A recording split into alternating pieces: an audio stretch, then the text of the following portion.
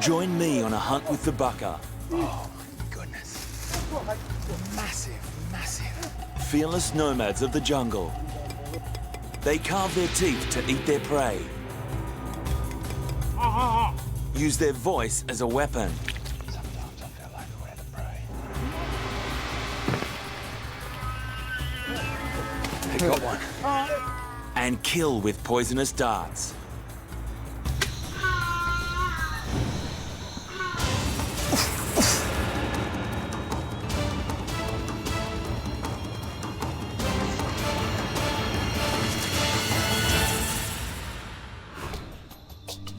I'm Hayden Turner.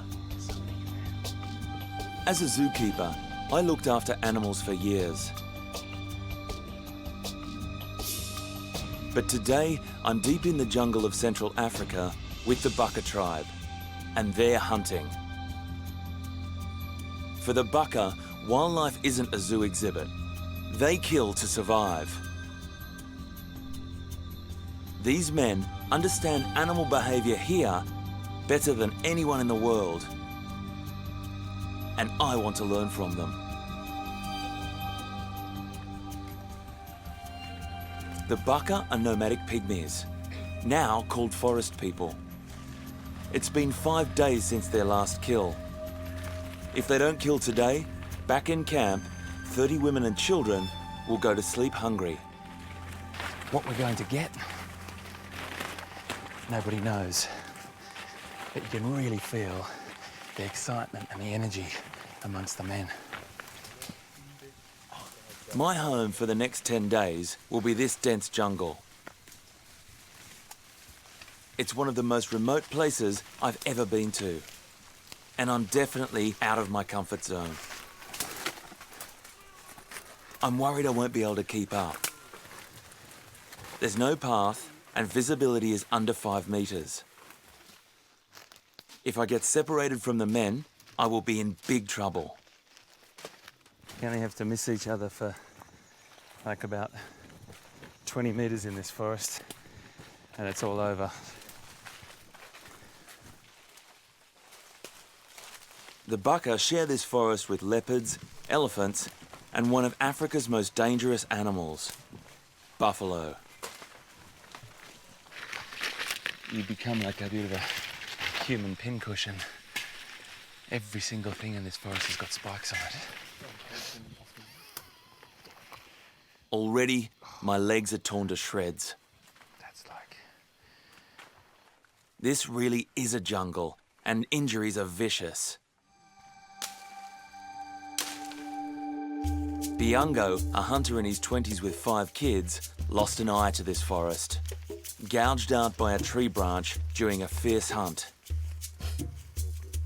Now he's partially blind. It's a massive handicap for him. In this forest, you need your sight to survive. But he still has to hunt. Fewer hunters would mean less food for the tribe. So with his close friend Mbanga, he's looking for tracks. Definitely something up ahead. They're onto something. This isn't just a stream. It's also the tracks of a giant. 40 centimeters wide and at least 20 centimeters deep.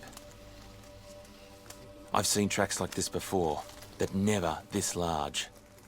Hey, Baka.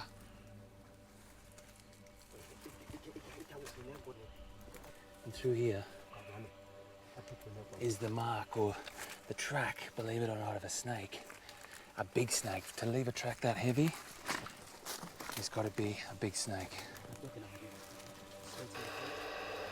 I think this could be an African python. Aggressive, dangerous, and up to 7 meters long. They strike, suffocate, and then swallow their prey whole. And look at this here.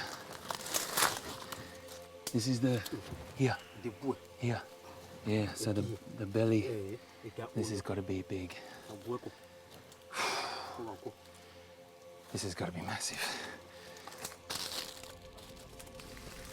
The trail is clean, with no foliage covering it. That means it's fresh. We've got to be extremely careful. And here I am, stuck in the mud.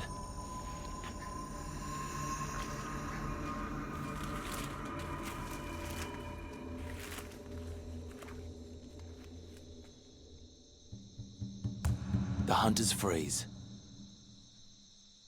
It's the scent of snake's dung. It smells like rotten eggs. Fresh dung means the snake is close.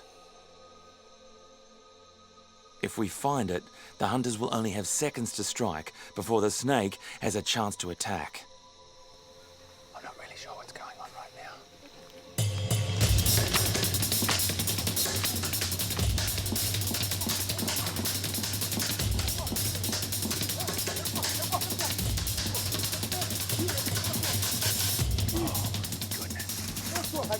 Massive, massive. Oh my God. Mbanga cuts off the snake's head with his machete. Blood sprays onto the camera. Wow. This is a massive African python. It's got to be 4 or 5 meters long. And it's eaten something, and you can see the massive bulge in its belly there.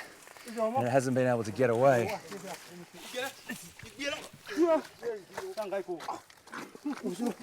This snake must weigh over 100 kilos. It takes 4 of us to move it.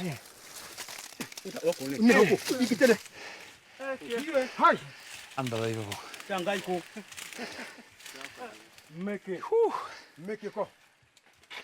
I've never seen an African python this long in the wild.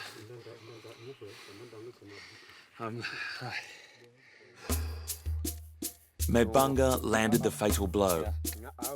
In his late 20s, he is the tribe's most promising young hunter. And this snake's head will raise his rankings. It could easily swallow a small child, and it's definitely swallowed something bigger than a small child. We'll soon find out.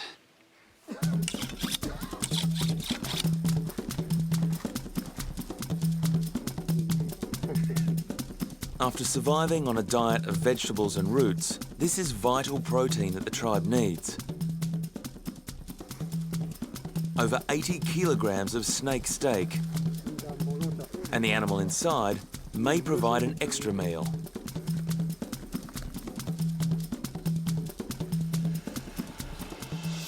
There's the animal's head right there.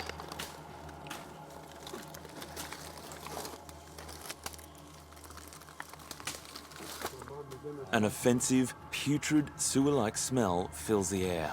It really does smell incredibly bad. It's a duiker, an antelope the size of a goat, swallowed whole, head first. But this meat is rotten and inedible.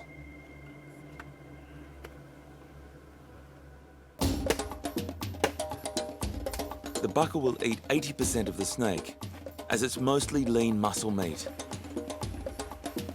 2/3 of the snake will be eaten while it's fresh, over the next 2 days. The rest will be smoked once they get the meat back to camp. To do that, they use backpacks, jungle style.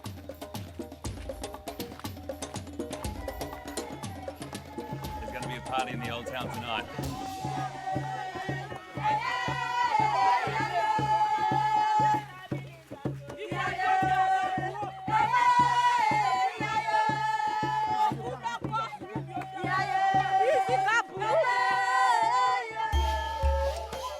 The Baka live in southeast Cameroon, in the Jar Reserve. It's a remote rainforest. The film crew and I travelled here for 3 days to reach the edge of the jungle. Then, with 40 local porters and an armed guard, we trekked into this jungle on foot. The Baka are traditional nomadic hunter-gatherers. They roam the jungle year-round, establishing new hunting camps every few weeks. 50 men, women and children live here, and they don't need to rely on the modern world.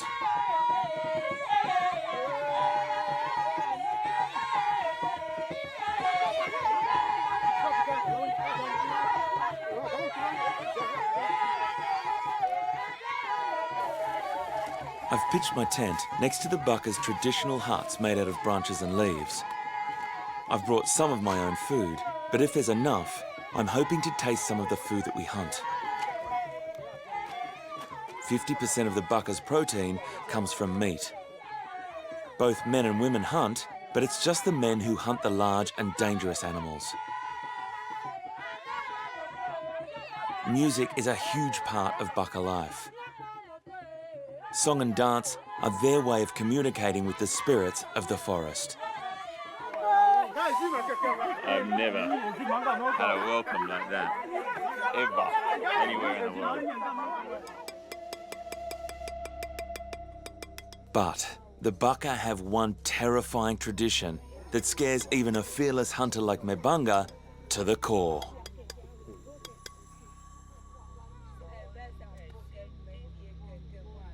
Mebanga, Joko. The Baka have an excruciatingly painful ritual. They chisel their teeth to eat meat more easily. It also helps with dental hygiene. No flossing needed here. For the Baka, sharp teeth are a sign of beauty. We've all been to the dentist. There's no way in the world that I could ever imagine the pain that must be to have pieces chipped off your tooth with a sharp knife and a heavy piece of steel. Ugh.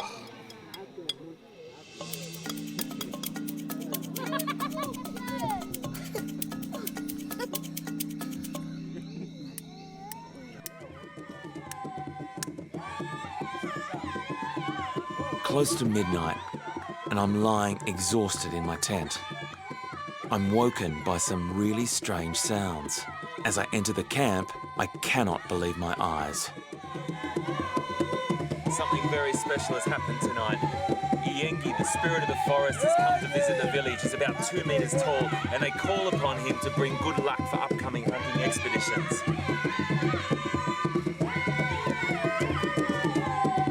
These people are happy people, and the experience that I'm having, their happiness is washing over me. The next morning, Awa, the Baka healer, performs an important ritual. It's to make us strong and invisible, so we can hunt one of the most flighty animals in the forest, the duiker. Duikers are small antelopes, extremely shy and elusive creatures. When alarmed, they make a distinctive bleating call. It's this call that the Baka use to their advantage. They imitate this distress call because it attracts the duiker to them.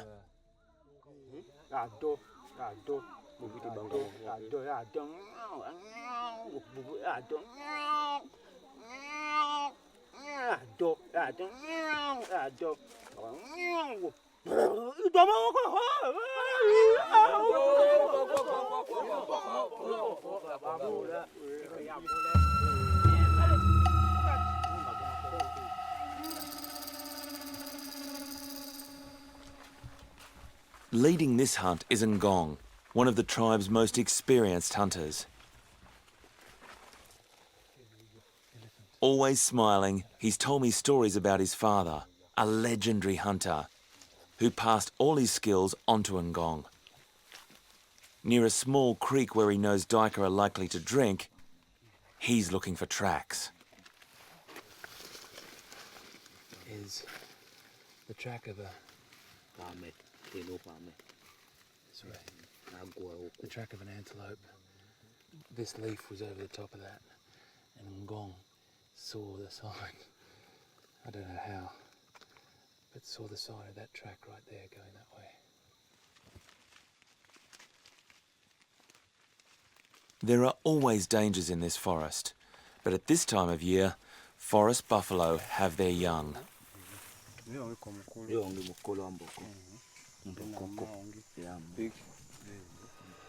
I know how dangerous these animals can be.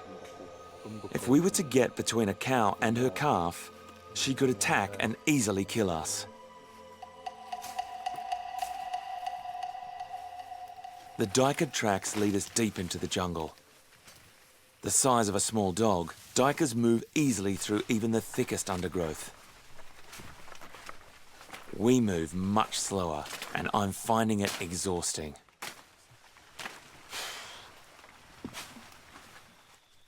But soon, more signs that we're on the right track.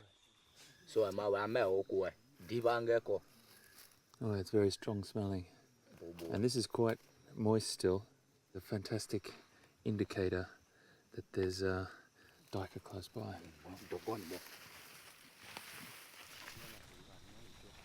It's crucial that we find the right location for our first calling spot.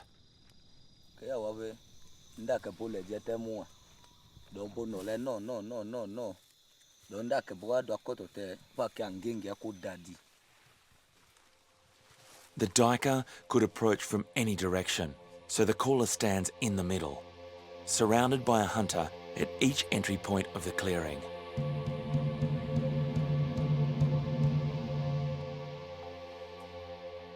And there's thick vegetation in front of us. The caller is over here, and the hunters have disappeared in a fan shape out into the bush here. There's one over there, one over there, one there, one there, and one there. And they'll be poised, ready to strike. I gotta get down.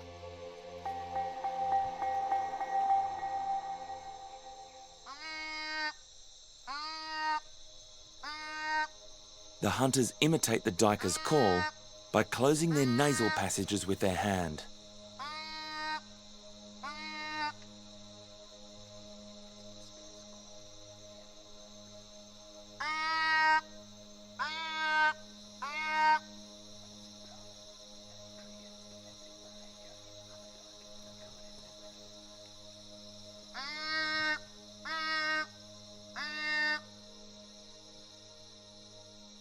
The call has to be perfect, otherwise the animals won't approach. It takes years of practice.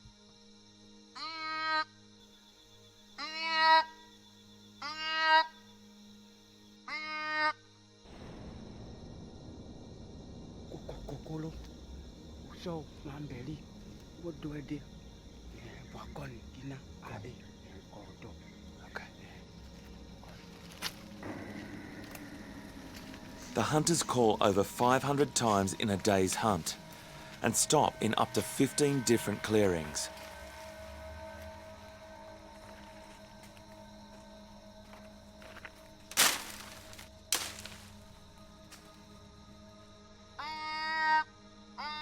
I'm starting to wonder if this actually works.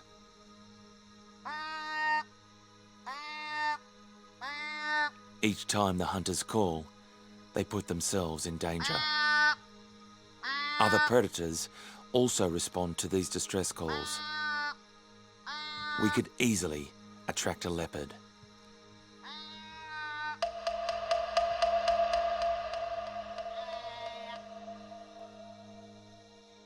One of the hunters spots movement in the vegetation.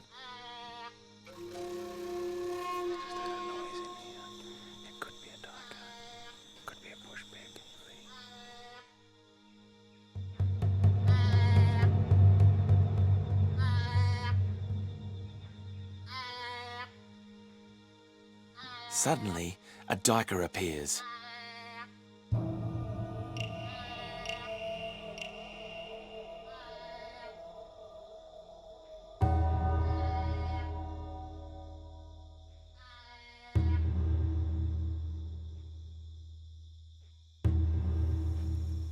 That's how it goes, but it definitely works. That distress call definitely attracts other adults to come and investigate. Very, very clever.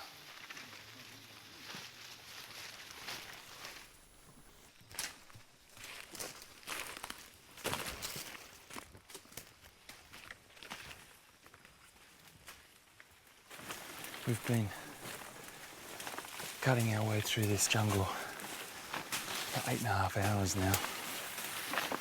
and it starts to get to you. Now I really understand why the Baka call the duikers towards them. It's really their only chance of catching one. This animal is too flighty to stalk, and the jungle is way too dense to chase them.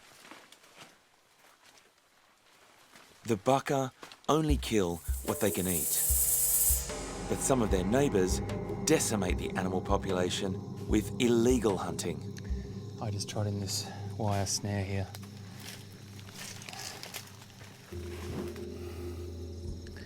When I see that, that makes me shudder. Because it's indiscriminate hunting using this. Why so many chimps and gorillas and other animals lose their limbs and their lives. Commercial poaching and illegal hunting have the sort of detrimental effects to wildlife, but also to people like the Baka. And I'm going to take that and get rid of it.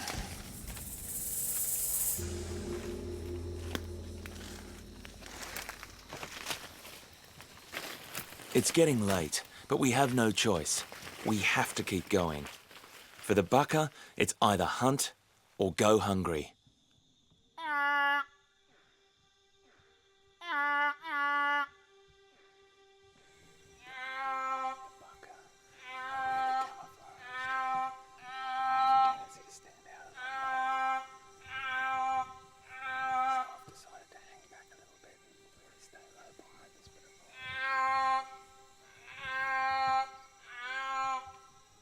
During a hunt, silently, the men stand absolutely still, ready to strike. They don't move a muscle. It takes supreme concentration and total body control.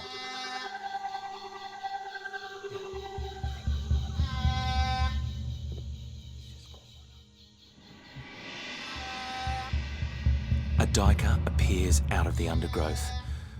It's only 10 metres away. The hunters must wait. It's too far away to spear. The caller continues. Transfixed, the animal moves forward. 5 metres now. Just a few more seconds.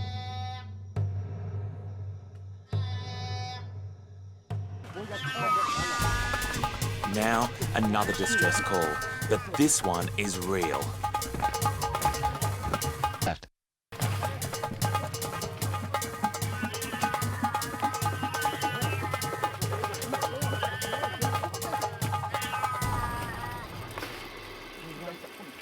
They got one. Mebunga, who killed the python, also speared the duiker. So you were hiding here. Okay.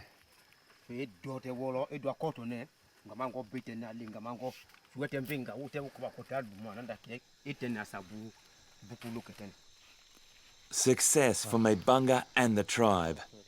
Strategy, patience, and deep understanding of animal behaviour have paid off. Transfixed by the distress call, the duiker walks straight into the Baka's trap. Hard for me to watch an antelope that I used to look after hunted, but I have to always remember this is forest food for these people. 5 hunters, 10 hours, 5 kilograms of meat. With some yams from the forest, it'll be enough for tonight's meal, but tomorrow we'll have to hunt again.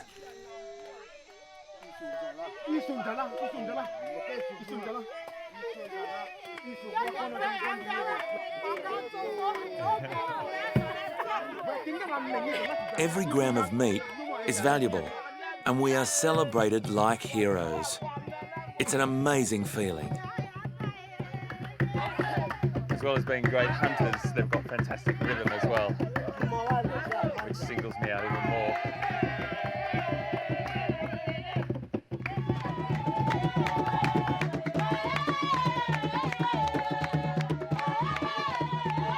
In true Baka style, we sing, dance and celebrate into the night.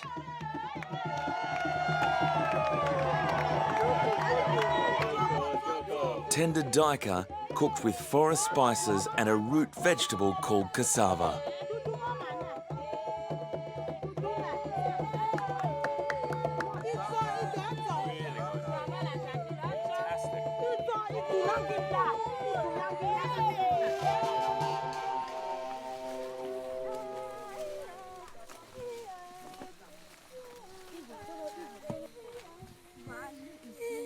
Mbiato, a young widow with one son, is taking me on a hunt with the other women. We'll be looking for small forest animals. Baka women hunt about 40% of their family's protein. Just like the men, they have intimate knowledge of animal behaviour. So the women are looking for something small, but this man is here with a spear because there's a lot of big things out here as well, and he's here to protect us.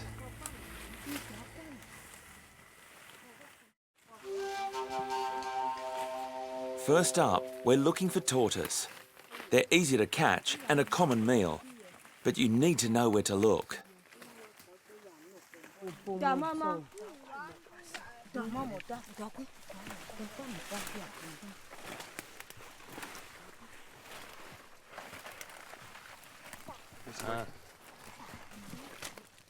It looks like tortoise. Ah, Joko.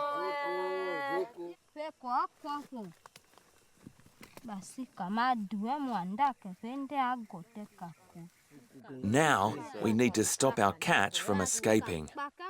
Why do you scratch? Okay.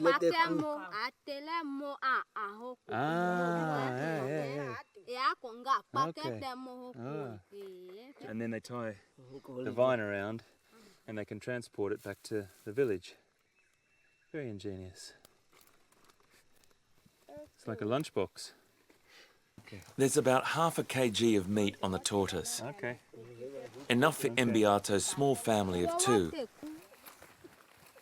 The rest of the camp needs to eat as well, so the hunt continues. But first we stop for a drink. I purify my water to avoid parasites, but 27-year-old Pando hacks off a vine full of naturally filtered water. The Baka use nature's purification system. That is fantastic. Crystal clear, filtered water. It's just like it's out of a spring. That is very clever.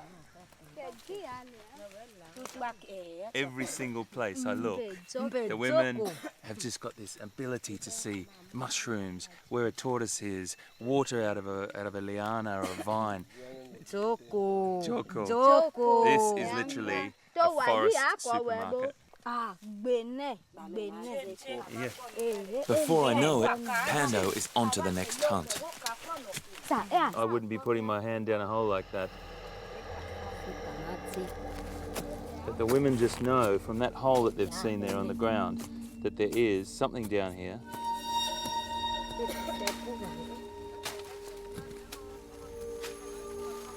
Okay, something's happening.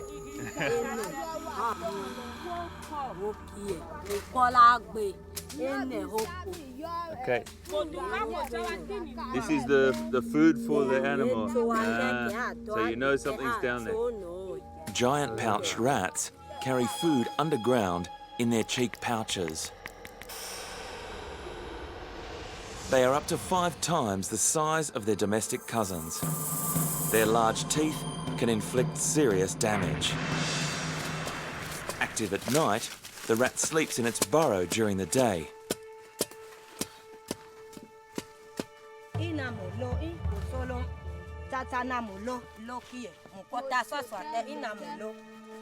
The burrow is a maze of long passages, inner chambers and several exit holes. We must find them, then block them off before the rat can escape. Only 4 holes are left open. Hunters guard them with sharp sticks ready to strike. It's Mbiato's job to get the rat out of its burrow. So she's going to smoke it out. The fire must be lit at the lowest point of the burrow, the food storage chamber. But first, she needs to unblock the entrance, so she risks getting bitten.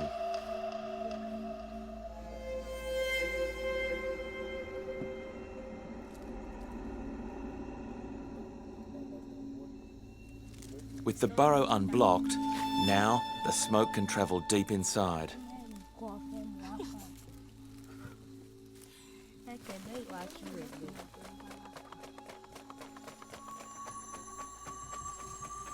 Everyone is standing in a semicircle. If the animal comes out of one of these burrows, they're going to be able to strike very, very quickly.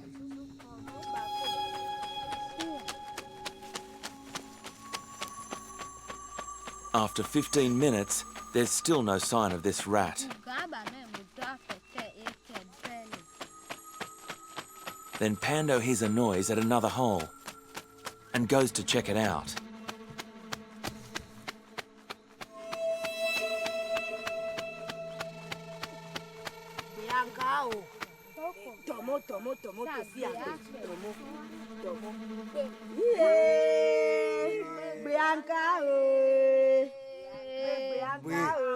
The rat is already dead, asphyxiated by the smoke.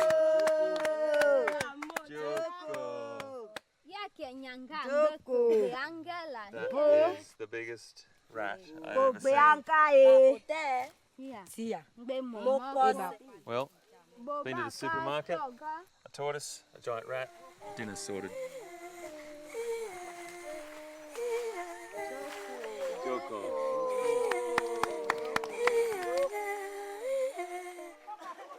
After a successful hunt, it's time to celebrate.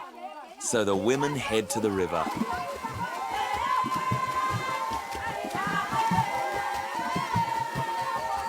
They use the surface of the water as an instrument. With cupped hands, they create drumming sounds.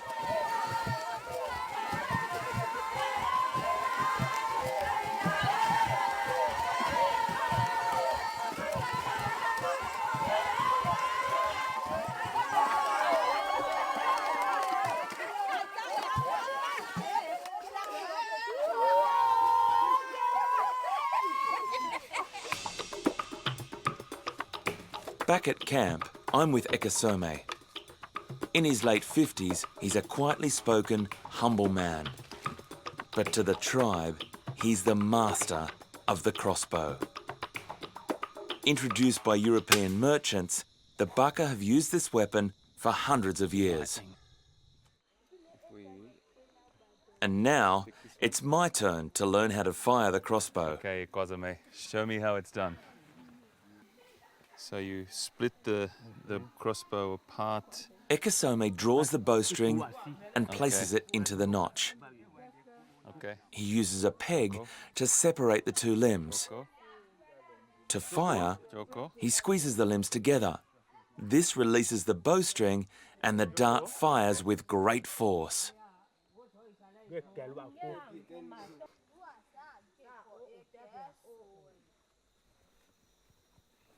Okay.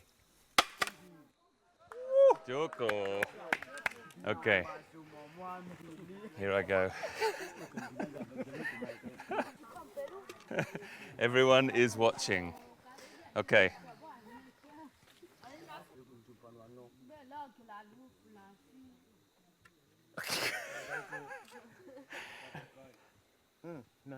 Like this? Okay. Okay. With his crossbow, Ekasome can shoot accurately up to 30 metres. But I'm struggling with a target just 5 metres away.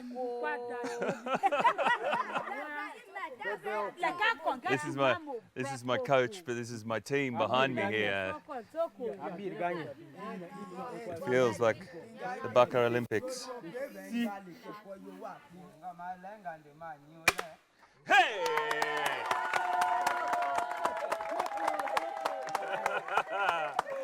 This isn't a game. The crossbow is designed to kill.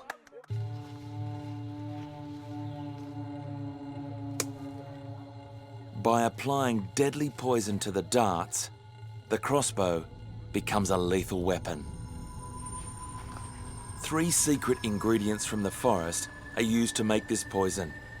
Ekasome is the only one who knows how to prepare this dangerous potion. Ekasome just did something very, very important with his knife. He just made 2 little notches just here. And those little notches will weaken the dart, and the animal will normally try and brush it off. It will break at that point and stay in the animal. The poison then enters the bloodstream and starts to take effect. The active component is Walbane, a cardiac glycoside which can stop a human heart in under an hour.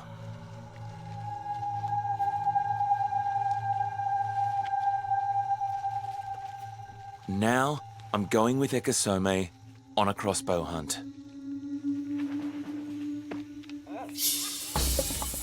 We're looking for one of the largest birds in the forest, the hornbill. To get close enough for a kill, we'll have to creep up on our prey. This hunt requires absolute stealth and silence. Animals in the canopy can see movement on the forest floor very, very easily. It's near impossible. He can do it. I just don't seem to be able to have the technique.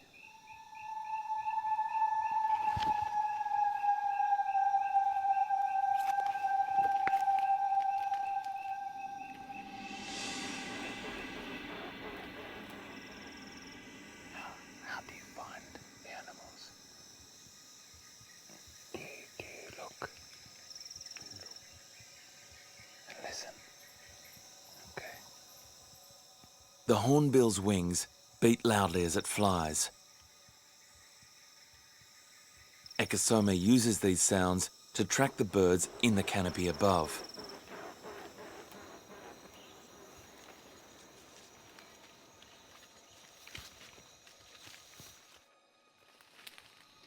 It's like walking across a forest floor covered in potato crisps. It's impossible for me not to make a noise. I really feel like I'm letting him down.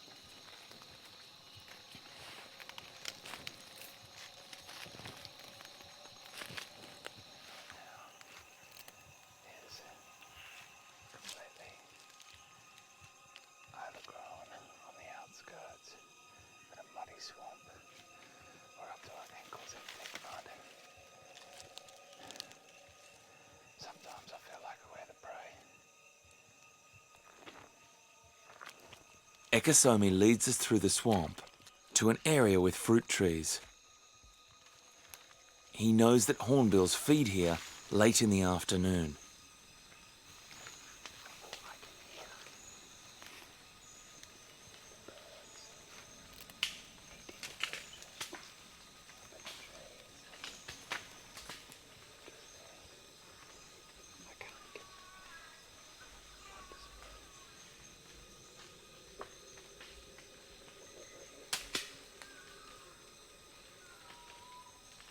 That's not because of us, that's just flying to another tree.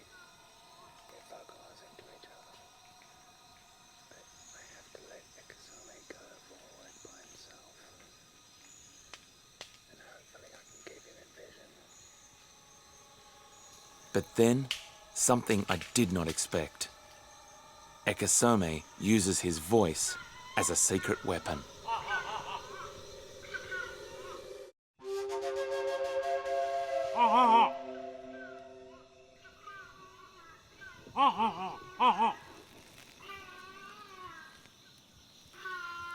Unbelievable.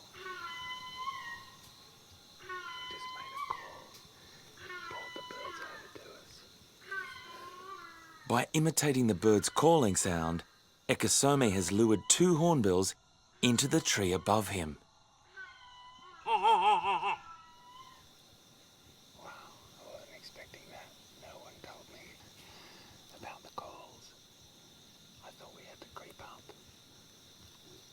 Now the prey is close enough to take a shot.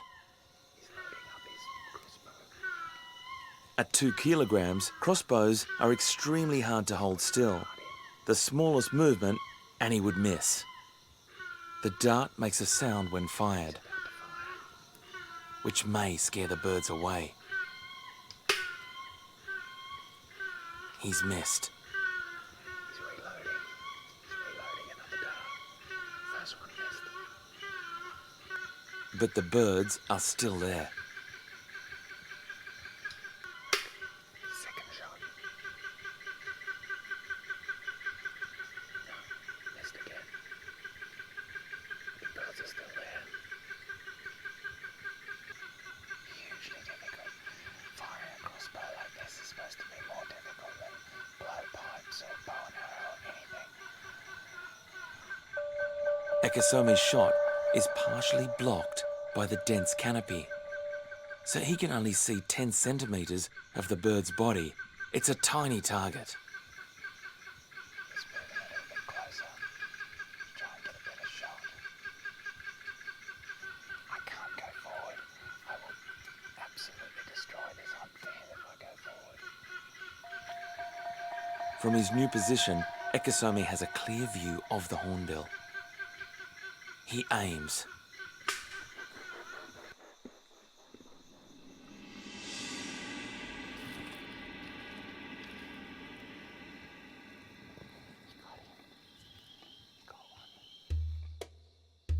Now, we sit and wait for the poison to take effect. In a bird this size, it should only take minutes.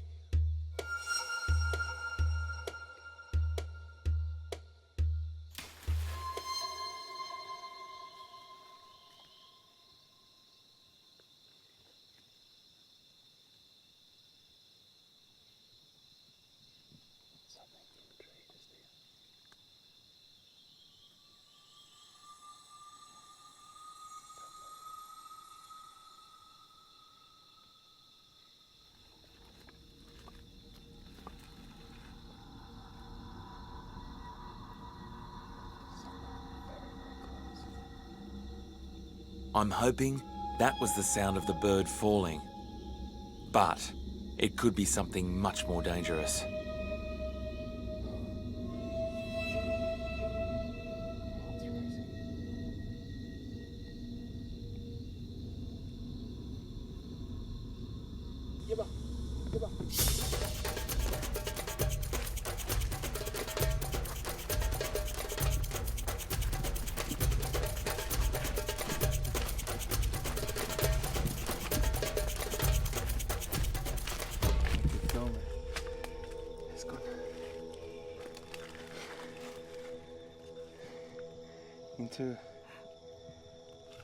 Look at that.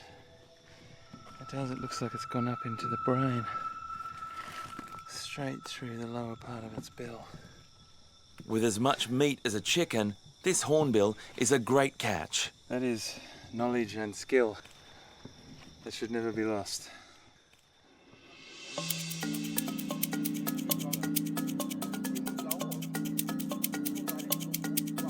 I haven't ever been with a indigenous people before that has shown me more about animal behaviour in the bush.